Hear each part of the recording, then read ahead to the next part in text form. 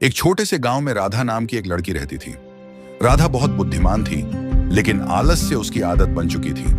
हर काम में वह सोचती, आज नहीं कल कर लूंगी। राधा के माता पिता हमेशा उसे समय का महत्व समझाते थे, लेकिन वह केवल हंसकर टाल देती। वह खेलों में ज्यादा समय बिताती, किताबों और पढ़ाई को पीछे छोड़ देती। गांव के लोग भी कहते, देखो राधा की बुद्धि तो अच्छी है, पर आलस्य उसकी सबसे बड़ी दुश्मन है। समय के महत्व को सबसे ज्यादा समझती थी राधा की दादी।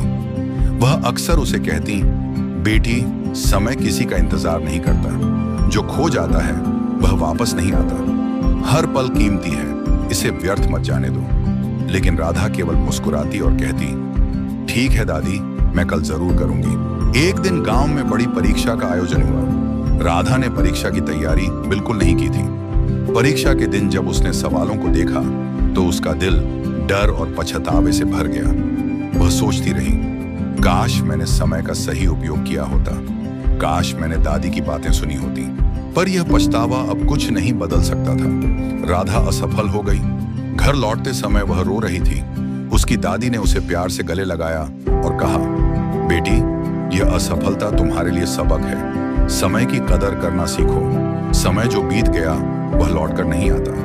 उस रात राधा ने गहरी सोच में खुद को पाया। उसने महसूस किया कि आलस्य ने केवल उसके सपनों को रोका नहीं, बल्कि उसके आत्मविश्वास और जीवन की दिशा को भी प्रभावित किया। उसने ठान लिया कि अब वह हर पल का सम्मान करेगी। राधा ने सुबह जल्दी उठना शुरू किया।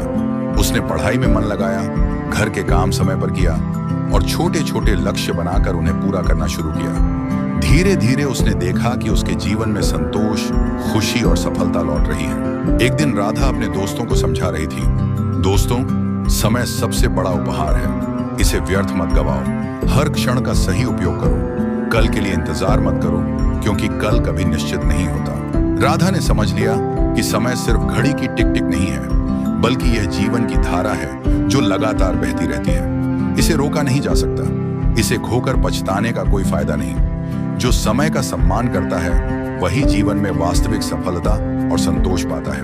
और इस तरह राधा का जीवन बदल गया। उसने न केवल अपने भविष्य को उज्जवल बनाया, बल्कि अपने अनुभवों से गांव के अन्य बच्चों को भी सिखाया कि समय का मूल्य समझना जीवन का सबसे बड़ा धर्म है। सिख, समय सबसे अनमोल संसाधन है। आलस्य और टाल मटोल केवल अवसर और आत्मा को खोखला करते हैं। जो लोग समय का सही उपयोग करते हैं वही जीवन में सफलता, शांति और संतोष प्राप्त करते हैं।